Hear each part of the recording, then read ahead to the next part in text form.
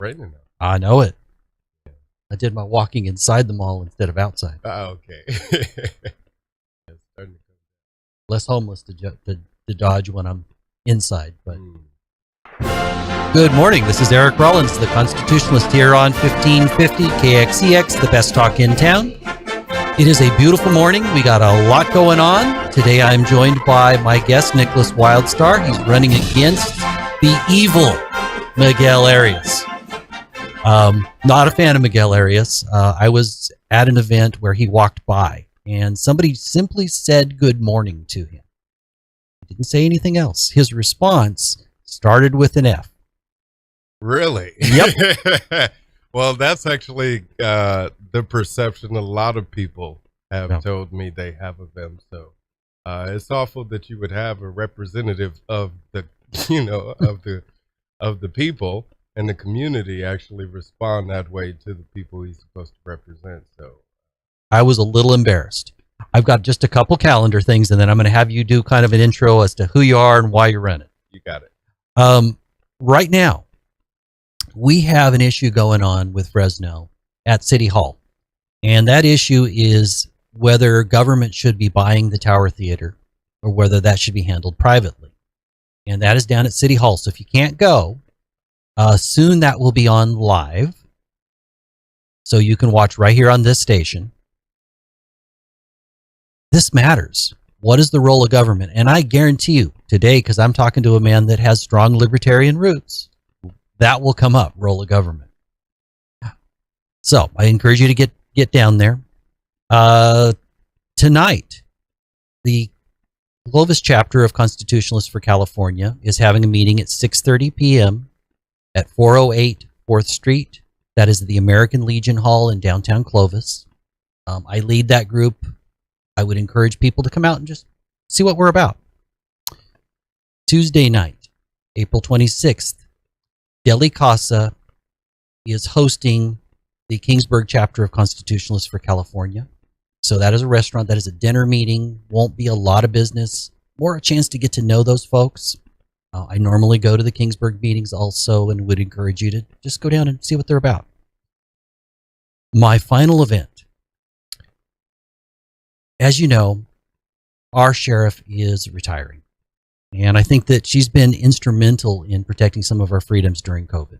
It's not a perfect department, but I think she stepped up and was very useful. She has endorsed a man named John Zanoni. I don't know him very well, but an opportunity to get to know him, to determine whether he's your candidate, is happening May 11th at 5:30 p.m. at Pardini's. They want you to RSVP that at TB Russ, RUSSEAU,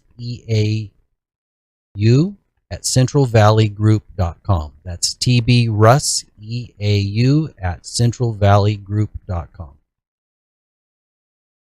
That's all my events. All right. So you made it through all that. Sometimes it's longer than that, but I limited it today. I thought we had a lot to discuss. So, brief intro. Who are you?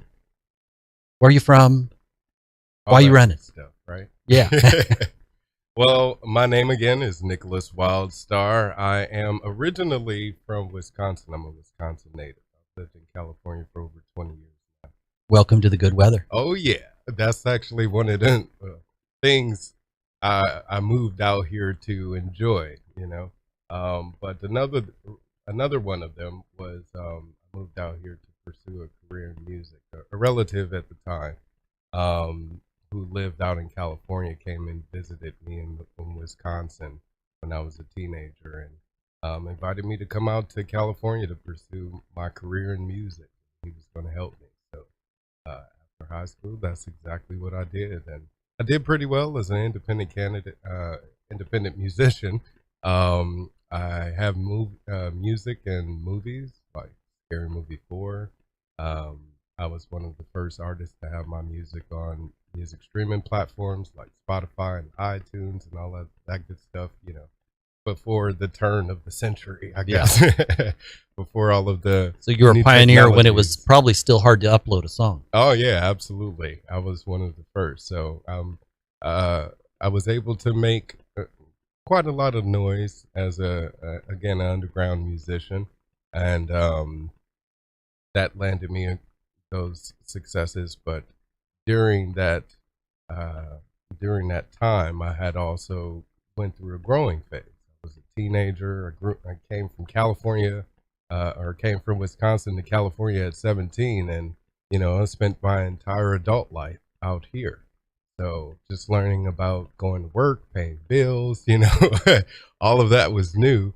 And one of the things that first struck me was just how high the taxes are in California. It's like you're taxed for the income tax, of course, first, and then, the rent and car payments and buying a car and all of the property tax when you get there, and all kinds of business taxes. Oh, yeah. I had family members that were complaining over how much it was to buy a house and, of course, the location, etc. So I saw the difficulties firsthand from people on the street, people in the community, and those were things that I wrote about and expressed in my music, and that, I believe, opened my eyes to like the political reality that we live in, where we as sovereign beings still live under the authority of a government, where everything that we do has to have a permission slip attached. I understand that has become the reality for a lot of people, but I think that our rights purposely come from God through the Constitution. Absolutely. That is one of the most important things written in that Constitution. But the people sworn to uphold that constitutional oath don't care about it. No, they don't. Violate it left and right. And how often do we see people actually rebel versus 1776, when we actually came together to say, no, we're not going to take it anymore. But right now, even especially with this whole pandemic, it's put the American public in this position of complacency. Mm-hmm. And we've allowed more authoritarian practices by our government now more than ever before, where we let them tell us what we should be putting into our bodies just to go from point A to point B. That's our bodies and our brains. Yeah. Look at all the censorship. Yeah, indeed. And that's a God-given right, is our right to travel, and that should never be violated, never be restricted. But yet now we're being told just to do exactly that, we must put something that could possibly kill us into our bodies. So and we don't actually get informed consent. Exactly. Yeah. So now, because I don't want to be kicked off, we can talk about it in this general way. Mm-hmm. Talk about COVID. Yeah. COVID. Yeah. Okay. I don't want to get you in trouble. I don't want people to be able to see the video. People need to understand that on Facebook, YouTube, Spotify, they don't believe in freedom there. Yeah. They will censor it, and they have actually removed videos. So we can talk about it in a general way. Right. I call it the virus that shall not be named, Yep. Yeah. That's exactly the way. Yeah. Now, I have a couple of questions. You talked about a music career. What kind of music? Hip-hop, rap music. Okay. Yeah. So I actually worked on both sides, in front of the microphone and behind. I went to recording engineering school and became a sound engineer, and pretty much used that as kind of like my back door to get into studios and meet with producers and other artists and build relationships, etc. But like I said, my focus was just to stay the independent route, because I saw what the control that record labels wanted to have over creative control, the type of music that I wanted to put out. And when I'm talking about what the record label is doing, they don't really want to right. put money behind me saying things like that. So that's why that hasn't changed today. Oh no, not at all. If anything, we're seeing more of a saturation of music across the board because of that. Yeah. Not too many artists are standing up to say, I want to be able to speak out against this and not suffer any recourse because of it. Now, I understand you recently have some kids. Yeah. How did that change your perspective? Did that make you want to, when you go through that process, it changes everything. And I now see you want to run for office. Oh, yeah. What role did that play? Well, I ran for office way back before I had my son. Yeah, first time I ever ran for office was back in 2014. I ran for governor as an independent candidate. I was involved in the Occupy Wall Street movement, so I was one of those quote-unquote leftist protesters, but I didn't consider myself such a thing because the message I was actually out there promoting at the time was ending the Federal Reserve, which I had learned about through Dr. Ron Paul, 2018 candidate, or pardon me, 2008 candidate for president. I didn't know that he ran against Barack Obama at that time. He basically created no waves in that election. Yeah, unfortunately. But he had me after Obama sold out, we the people. And that's when I was on board to support him for his 2012 presidential campaign. And that was my first time ever getting involved in political activity, going out and campaigning and stumping for the candidate, doing canvassing, phone banking, actually going out to events and conventions, etc. So that kind of, I guess, is where I cut my teeth on the whole political activity. And in one of the many speeches that I heard him give, he said, if you really want to change what's going on in your community, run for office, run locally, run, I went a different route. I'm on the radio. All right. But, hey, and you're giving me a platform and opportunity to speak and be heard. So yeah. God bless you for it, and thank you. Because we have this whole Tower District, or Tower, it is in the Tower District, but the Tower Theater issue.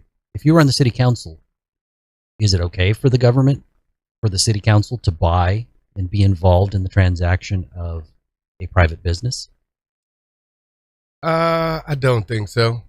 I don't think that government should be involved in any private transaction, any business transaction for that matter, especially when it's supposed to be free market. It's not necessarily free when it's being controlled by the forces that be. So with the whole Tower Theater deal, the community that I've spoken with, the community members are supportive of them actually being there and being the owners of that building. And the church, I haven't spoken with them at all, but from what I've heard, they haven't chosen to change the way that the theater operates.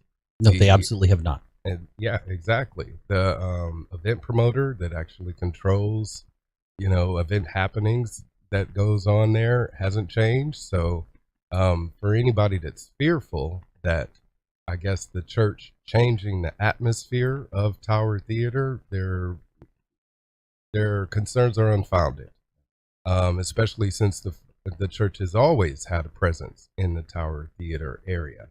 So if anything, this will improve that relationship between the church members and every other member of the community. Well, I don't know about every other. I would say all of them that are willing to be tolerant and have a conversation, it would improve the relationship. Yes. If you've been to any of the protests that happen every Sunday, the hardcore nutso leftists, I mean, they're yelling, they're screaming, they're not rational.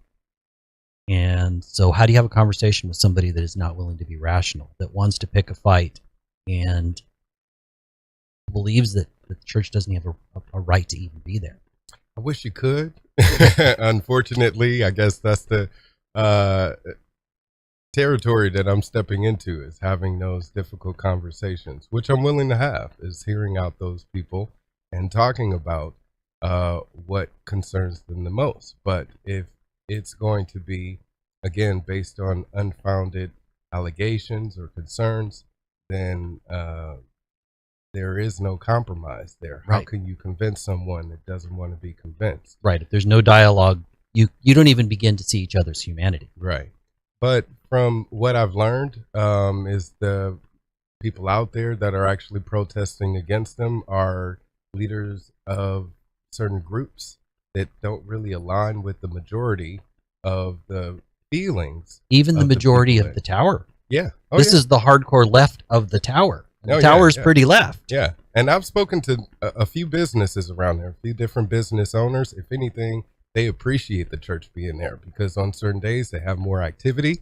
And of course, that means more business, and for those that are there patronizing them. So they're welcome there. And so, as a city council representative that would be representing that district and the interests on both sides, that's what I would encourage: is a dialogue, a conversation being had where we could clear the air with those people that are most unhappy about them being there. Because again, the people that are happy about them, no complaints at all. If Right. anything, do more. But yeah, and that's actually what the church wants to do. If they want to help clean up the streets, get the homeless off the streets, and provide more resources for people that are seeking drug rehabilitation, then why not? Especially when it's needed. Yeah. Can you define your district? Roughly, what is the area? I know it's a Tower District, but can you flesh it out just a little bit more than that? Yeah, Tower, downtown, Central, Chinatown, basically like anything, I would say north and south of the 99 strip between like Olive and I'm not sure where the cutoff is, but towards the downtown area. Maybe as far as Jensen? Or do you think it could? Possibly, yeah. But I'm still learning the area. My wife and I, we moved to Fresno 2 years ago, right before the coronavirus lockdowns. So unfortunately, we didn't get a chance to travel much when when that time happened. But now we're venturing out into town more. There's more community happenings, and thankfully we're able to go out more because of that, and take our son out to see as well. Well, it was very much a tale of two cities. Clovis, May 8th, decided that they were going to largely reopen, that they were going to allow people to have their freedom and live their life. Fresno took an entirely different path. What do you think about the path that Fresno took?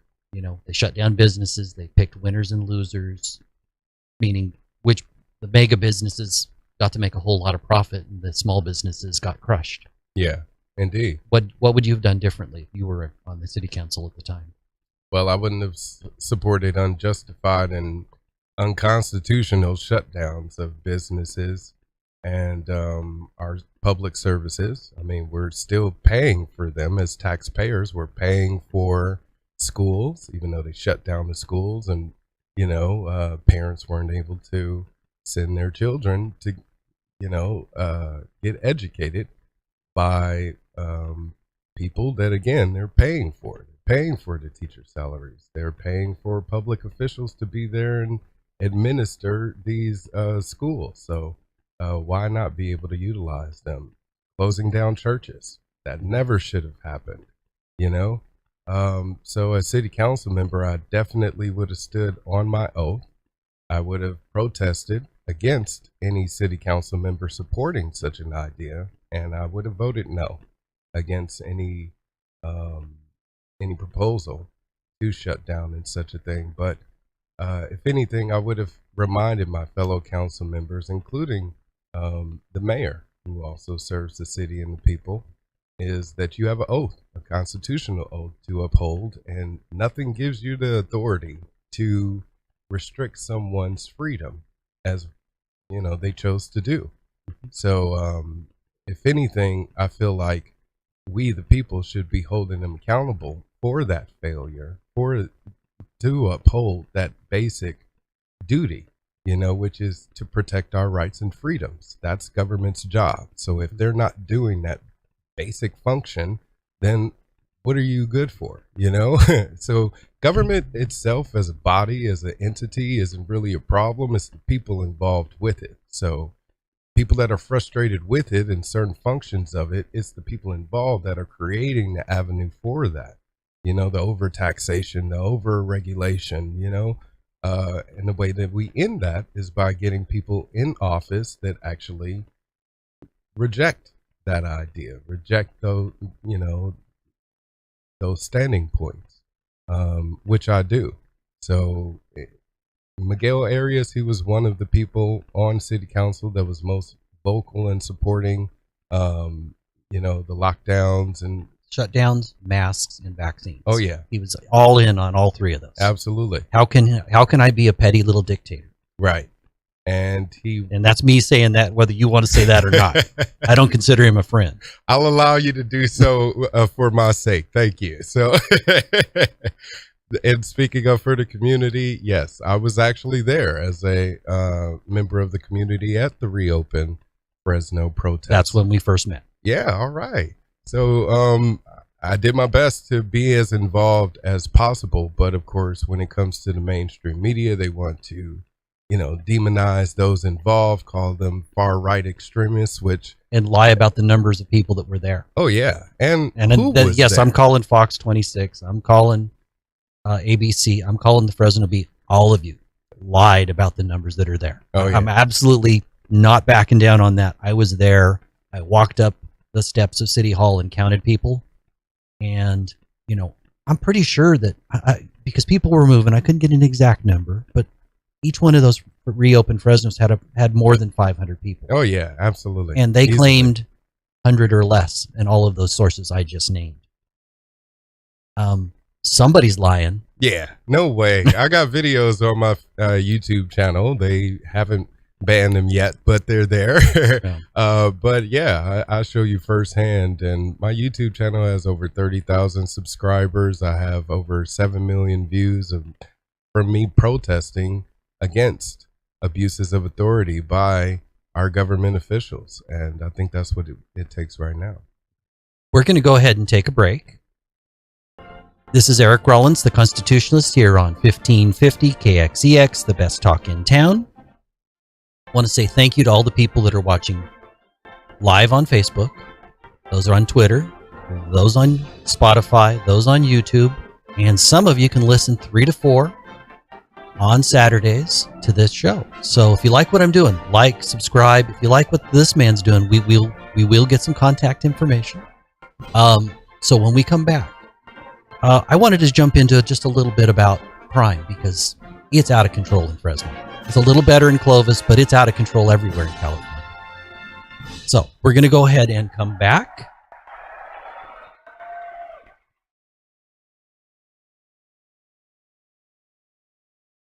And this is Eric Rollins, the Constitutionalist, here on 1550 KXEX, the best talk in town. Today I'm speaking with Fresno City Council candidate. He's running for Miguel Arias' position. Largely that's the Tower District position. What is the district number? District 3. That is District 3. Yes. And my guest is Nickolas Wildstar. Hello, hello. So if you're just tuning in, this man has some strong libertarian leanings, but I don't really have a problem with that. We were going to jump into what's going on with crime in Fresno and how potentially, as a city council member, you could make a difference, because you essentially control the purse strings for Fresno PD. So what's the problem? How do we fix it? I'm not going to say there's an easy one-way solution.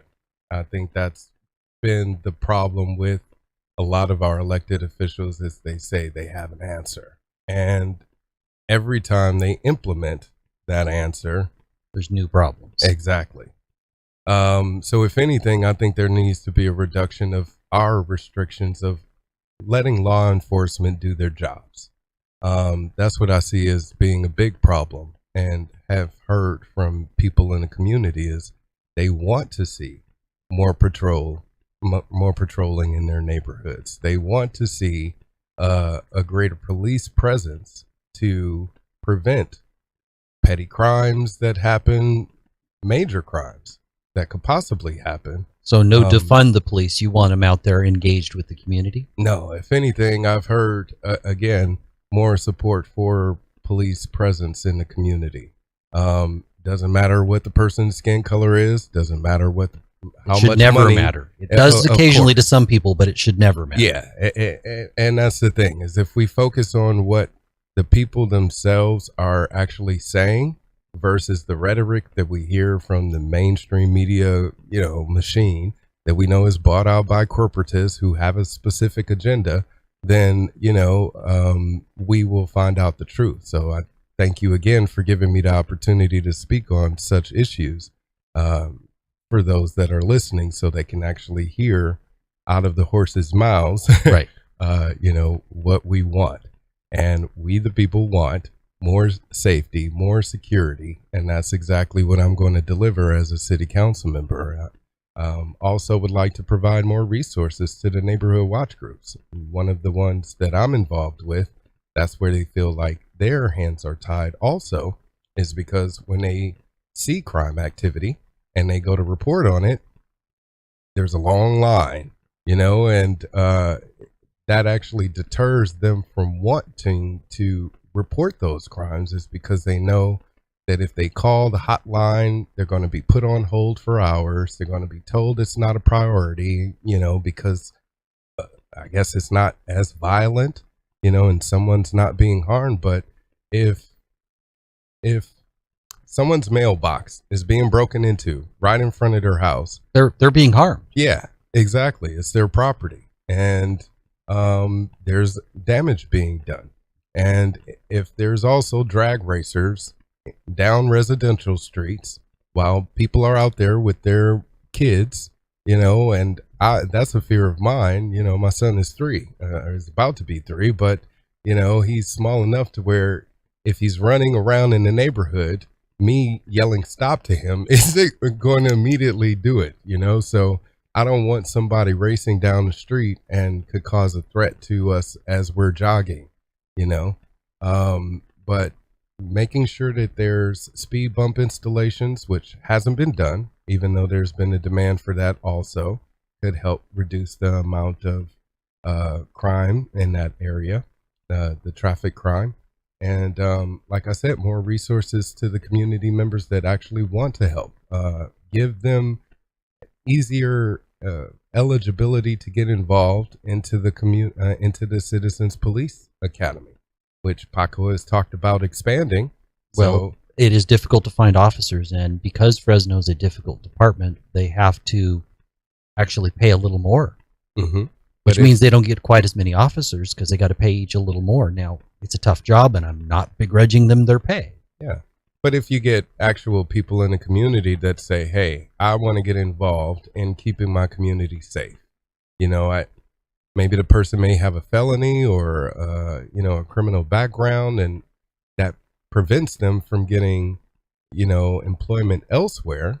What greater outlet than, law enforcement? So now they're working with law enforcement. Now they actually are the people in the streets that are in touch. What's that? I agree that ideally you want officers that know their community, that know the people in their community, because then they will have a better pulse of what's going on. Yes. Also, with them having a relationship, they're much more likely to understand. Yeah. Exactly. To show compassion when it's needed and to nail somebody when it's needed. And that's what people also want, an improved relationship with police. What greater way than to create that again than actually have people, that are actually in those neighborhoods working with the police to keep the streets safe. So if they know the goings on, if they know the drug dealers, they know who's doing the trafficking, of drugs and people and etc., then they can actually do the reporting directly to police officers. And, so yeah, if anything, that'll also give them a path to, a new career, which they're looking for also is a job opportunity. And so you're talking about something like they would almost be a community service officer, which is not quite a full officer in a lot of ways. Yeah, we have a Citizens Police Academy, and they're not as well paid as police officers, but if they get to that point where they are getting paid, then I think that's taxpayers' money well spent, wouldn't you say? I also think that there's also underlying factors to the crime that happens in our community. If someone is going out and committing a theft, then most likely they're doing it because they need the money for something. what is it they need that money for? If they're just doing, it might be to eat, but I'd say in a lot of cases it's drugs. Yeah. And if it's a drug fix, that's something else. Now you need drug rehabilitation, and then that'll take off your dependency for the need for drugs, which would prevent you from going out and committing that theft. If it's a program that works. Absolutely. There's a lot of recidivism, and meaning they do it over and over. Yeah, because those programs don't work. And we don't want to admit that either, about how our drug rehabilitation programs have failed the community. Our mental health programs have failed the community. Why do we keep pouring taxpayers' money into these failed programs? Because you have politicians saying they work, they work, they work. Give us more of your money so we can feed more into the system that doesn't work, instead of getting out of the way and allowing the free market. This is where the libertarian part of me comes in, because they have a greater incentive. They actually are paid. Well, sometimes it's because they're paid. I would say that they're also paid with the government system, but there's no accountability.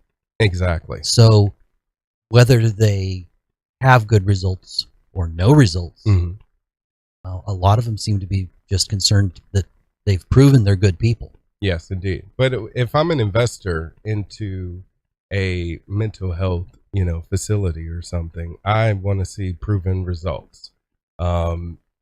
It being subsidized by government funding, that takes away that companies, again, drive to want to prove those results. They don't need me as an investor, and they don't need to prove those results, because the more that they are able to drag out actually improving the conditions, then the more money that they're going to able to continue to receive. Right. So they create a bigger problem. Yeah. So that then we need more people, so that then they have a bigger bureaucracy, but it still never addresses the problem. Right. I think some of the most successful groups are church groups. Indeed. And now we have and here's the key why. I'm going to let you talk, but the key why is because they expect something of the people they're helping. Right. And their incentive is different. It's not a monetary gain. It's more of a spiritual a calling to help people. A calling, exactly, an ethical drive, a moral drive to go out and want to do something to help someone. And that's actually what we're seeing with our homelessness. There's where I was headed next. Yeah, and it's unfortunate now that church groups, other advocate groups, individuals, organizations, etc., have had their hands tied by helping the homeless with this new city ordinance that is, again, authored by Miguel Arias. Define that ordinance, because I'm not sure all my listeners will know it. No problem. There's a new city ordinance that prevents people of the community, including church organizations and homeless advocacy groups, from going into a homeless encampment when there's a cleanup. And sometimes that's essential because they're being ushered out. They don't have a place to go. Some of them still don't want to go where they're being told or where they're being ushered to by the government agencies. But if the church comes in with resources for them, they can now be fined $250 or even charged with a misdemeanor for doing so. And this also includes members of the press. So right now our city is being sued by the ACLU, and that's going to be more taxpayers' money down the drain.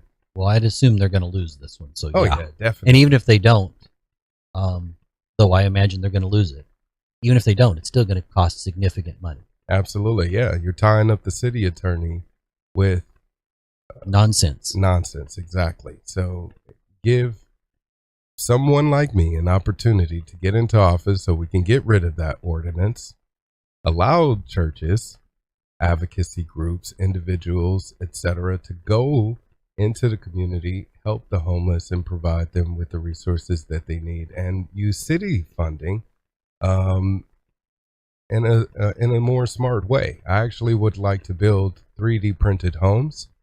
This 3D printed technology exists right now, and if we built a manufacturing plant here in Fresno, that would create jobs and also improve the economy here locally, because now we're able to create those 3D printed homes here in the city. And the 3D printed homes can be created in less than 24 hours. Some houses cost less than $10,000 each.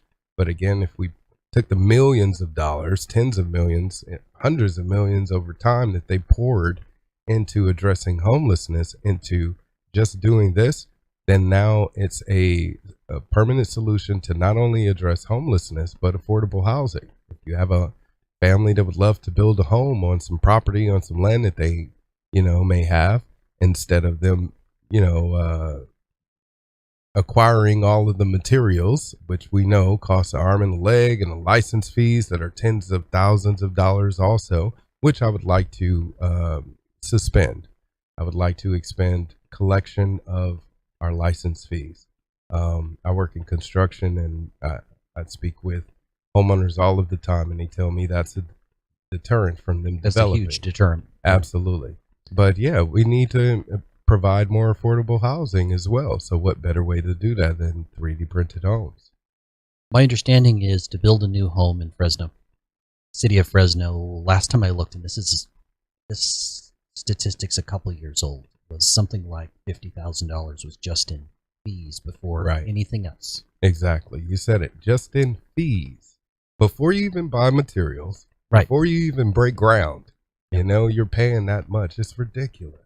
So what better way to provide some type of economic relief to the people right now? That's who needs it the most. The corporations, they've gotten their bailouts, they've gotten their tax breaks. What about the hardworking people? And that's what I represent, the working class people here in the city. And I want to make sure that they are able to have the economic relief that they deserve and should have received this entire time through this pandemic. And the best way that we can do that is by suspending collection of taxes, license fees, business license fees, etc., to cut down those out-of-pocket costs that are preventing them from being able to pay their bills and, keep food on their tables. But because that's what's most important. For me, it's a lot about government getting out of the way of innovative solutions. I understand we need some government. Somebody needs to make sure that the trash is picked up, that nobody's polluting in a major way, that the roads are taken care of, and that public safety is taken care of. Though I think they crossed the line with COVID and public safety, because they went from public safety to you don't have rights. Yeah, exactly. We're going to go ahead and take one more break. This is our last break. This is Eric Rollins, the Constitutionalist, here on 1550 KXEX, the best talk in town. When we come back, we're going to try to hear, or I want to hear about my guest's vision for how he would change what's going on and why he's hopeful. So I always liked it. That's the last part of the show, and then I want you to give us some contact information. So I'd say let's go ahead and come back and jump right into it. We are ready to go. This is Eric Rollins, the Constitutionalist, here on 1550 KXEX, the best talk in town. Today I'm joined by Nickolas Wildstar, and he's trying to change what's happening in the city of Fresno because it's a big mess. Yes. They need some new council members, and he is running against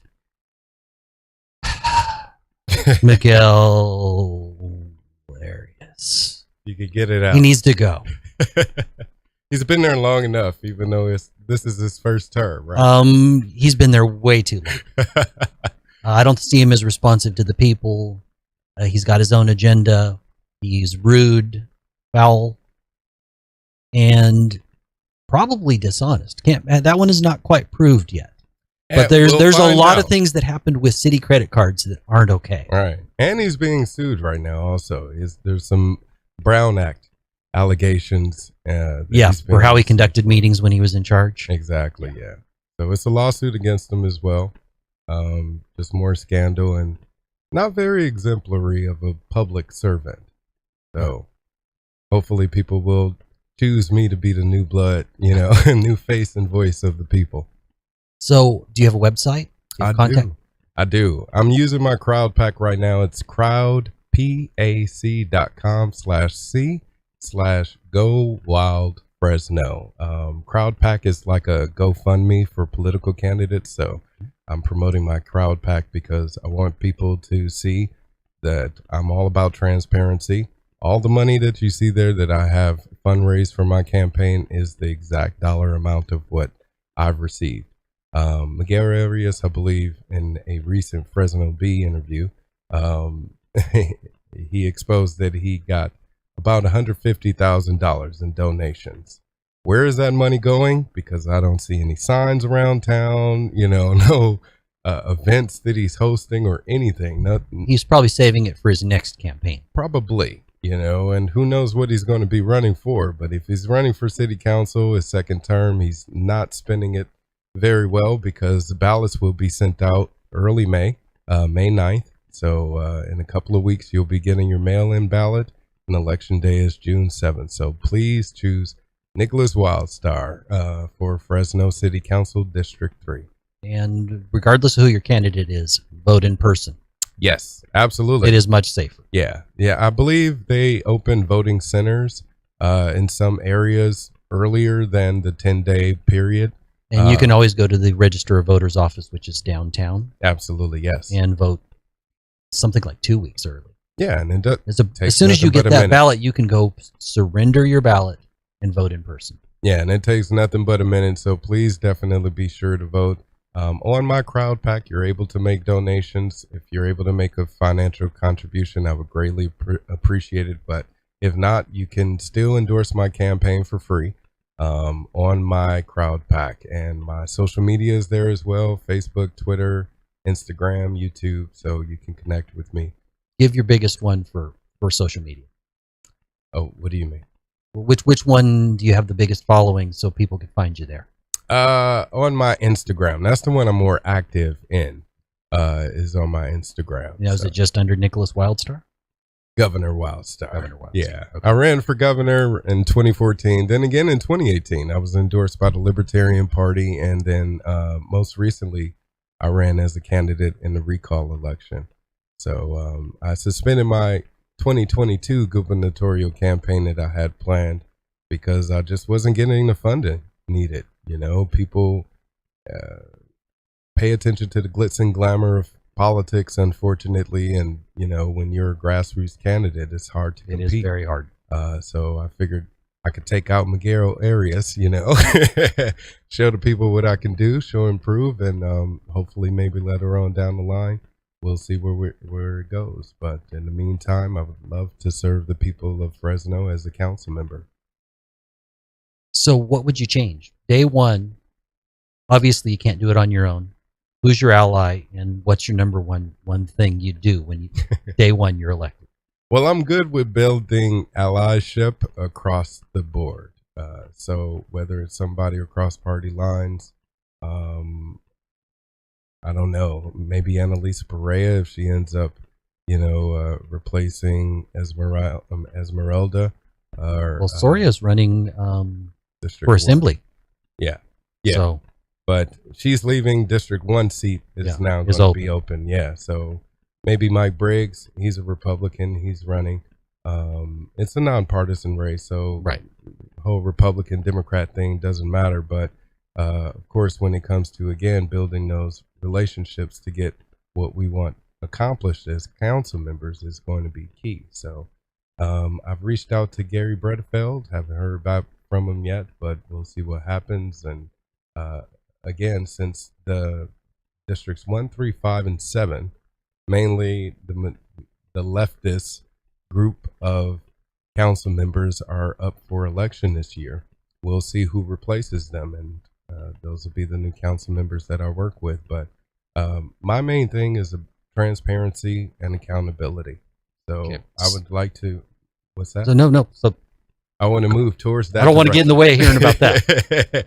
I want to move towards that direction because I feel like, of course, with us coming into office off of this scandal with the whole city council credit cards and, again, the Brown Act violations, that we want to let the people know moving forward that they're going to be able to trust this new council and that we're going to be open and honest with our doings. So I support moving towards making sure that our accounting is actually done publicly online, so people can go to websites like transparentcalifornia.com per se, to find out actually where our dollars are going in real time.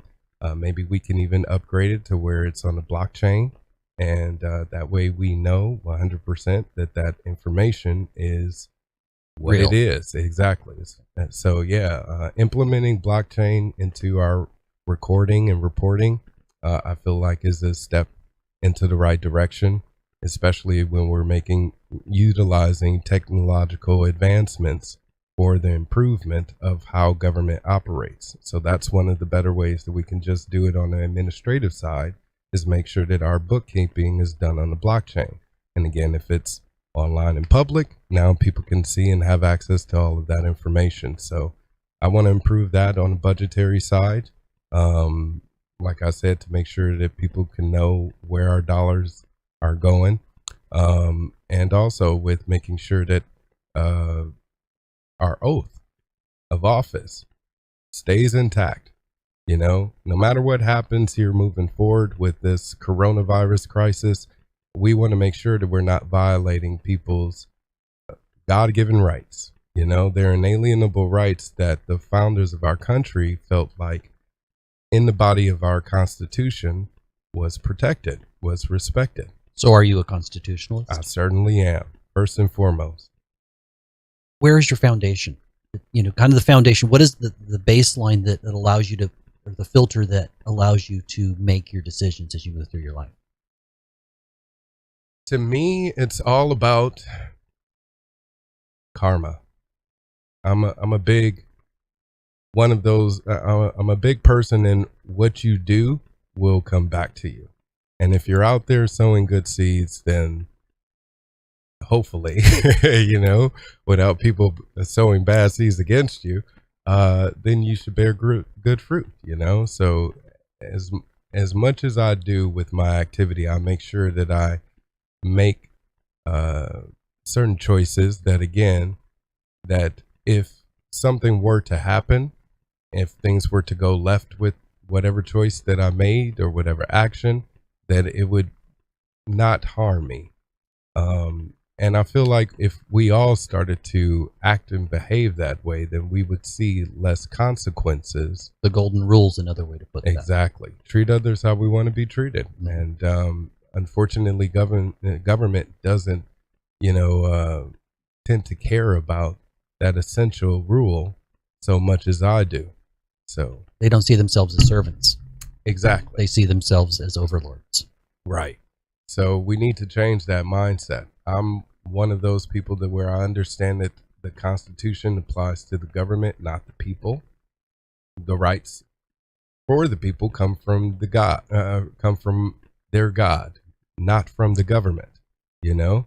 So as long as we have city officials and elected officials across the board acting in that mindset, then we shouldn't have any problems with them. So if I have to use my position, you know, as a council member and use that soapbox to correct the actions of others by calling a news conference or calling a conference to the people. I want to have actually monthly city hall meetings where we, well, in my district. How about in person? Yeah, absolutely. Where we just sit down. I'm somewhat saying that jokingly because City Hall has been largely closed. Yeah, and it's all been Zoom, virtual. Yeah, and they can't feel you. Right.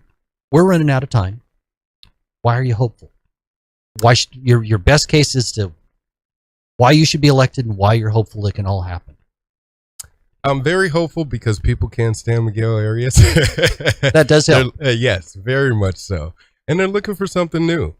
So I believe what makes me stand out and most hopeful is that I have great ideas that people are very supportive of when it comes to improving the life conditions of the homeless, when it comes to improving the life condition of the residents of Fresno altogether. Everybody has that concern at their forefront, and they want to make sure that their city council representative is focusing on that as well. So when meeting people, I let them know that's my drive, that's my focus, and they trust me enough. I think that's what matters the most, if anything, is just knowing that the person that they're going to vote for is authentic and trustworthy, and I'm that candidate. Well, I thank you for joining me today. We're just about out of time. This is Eric Rollins, the Constitutionalist, here on 1550 KXEX. I want to say thank you to all the people that managed to make it through the whole show. I'm hoping it's now exciting enough that, you don't nod off to sleep. Can you give your website one more time and contact information? Indeed. It's crowdpac.c/go-wild-fresno. You can reach me on Instagram, Facebook at Governor Wildstar, and on Twitter at The Real Q Ball. That's just as it sounds. Well, I got to tell you, you got a great hairstyle. Thank you very much. I'm the real Q Ball, and that's Q like quick, That have to do with rap? Yeah. Okay. I'll have to look you up. Q-Ball. Yeah, you got to listen to my music. I would definitely will. I've been a rap fan since I was in high school. All right. My favorite all-time song is Bill Biv DeVoe, Potholes in My Lawn. Right on. Well, I'm nothing like that, but you'll enjoy it. Okay, cool. Well, I thank you very much.